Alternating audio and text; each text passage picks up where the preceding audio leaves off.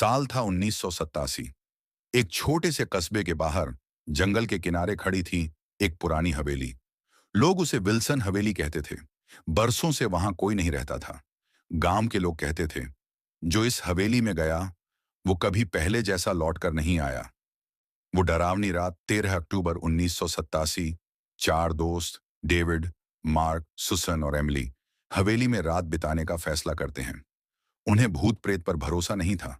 उनके लिए यह बस एक मजाक था। रात के 11 बजकर 45 मिनट पर वे जंग लगा ताला तोड़कर अंदर घुसे। अचानक दरवाजा अपने आप जोर से बंद हो गया। अंदर की हवा बर्फ जैसी ठंडी थी। दीवारों पर गहरे खरोंच के निशान थे, जैसे कोई बाहर निकलने के लिए तड़प रहा हो।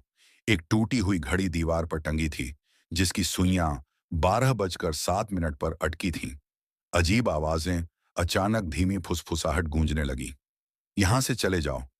सुसन हंसने की कोशिश करती है, लेकिन मार्क के चेहरे का रंग उड़ चुका था। मैंने कुछ नहीं कहा। ऊपर से किसी के चलने की आवाज आई, घिसटते हुए कदम।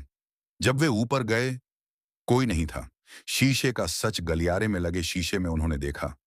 वे चार नहीं, 5 लोग दिखाई दे रहे थे। पीछे मुड़ते ही कोई नहीं। तहखाने का रहस्य ठीक 12 बजकर 7 मिनट पर बंद पड़ी घड़ी चलने लगी। तहखाने का दरवाजा अपने आप खुल गया। नीचे से सड़ांत की बदबू और किसी के रोने की आवाज आ रही थी।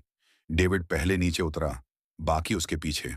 तहखाने की दीवारों पर पुरानी तस्वीरें टंगी थीं। हंसते परिवार, लेकिन आंखें नोची हुई। बीच में एक कुर्सी थी, जिस पर जंजीरें बंधी थीं। अचानक लाइट चली गई। एक दोस्त गायब, लाइट आई तो डेविड गायब था। जमीन पर बस उसकी टॉर्च पड़ी थी, टिमटिमाती हुई। डर से सब चिल्लाने लगे। दरवाजे जोर जोर से बंद होने लगे। दीवारों पर परछाइयां अजीब तरह से हिलने लगीं। हवेली ने उन्हें अलग अलग कर दिया। आखिरी सच्चाई सुबह होते ही हवेली का मुख्य दरवाजा खुला।